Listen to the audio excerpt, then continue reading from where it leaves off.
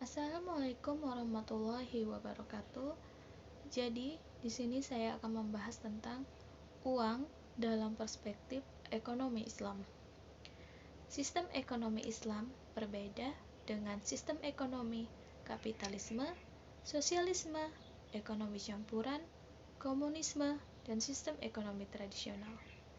Salah satu perbedaannya adalah pandangan terhadap fungsi uang tersebut.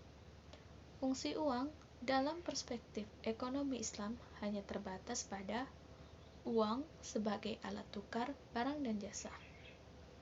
Islam melarang penumpukan uang dan menjadikan uang sebagai komoditas, karena penimbunan uang berarti memperlambat putaran uang.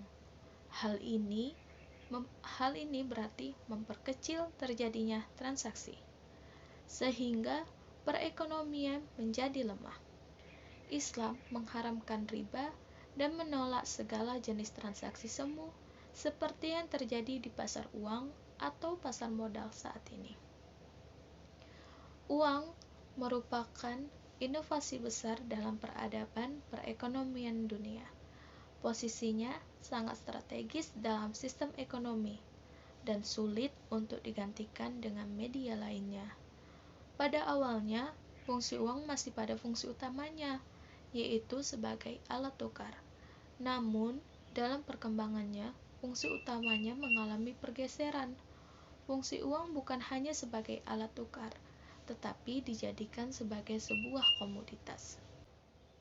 Uang dalam Islam pada mulanya dicerminkan dalam bentuk dirham atau kandungannya perak sebagai alat tukar dan alat nilai.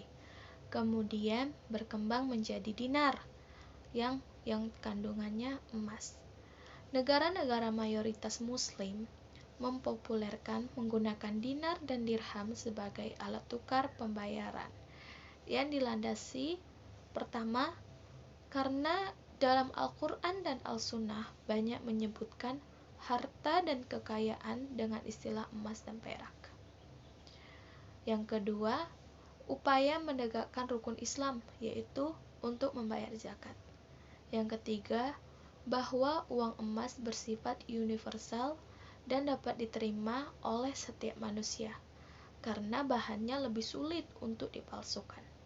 Dan yang keempat, uang emas dapat digunakan sebagai alat simpan yang nilainya relatif stabil. Kemudian, Islam sangat melarang yang namanya riba.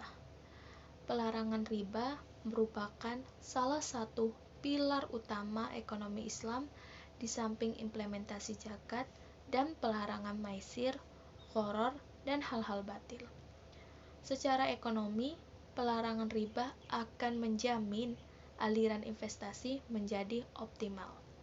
Implementasi zakat akan meningkatkan permintaan dan mendorong harta mengalir ke investasi. Terima kasih.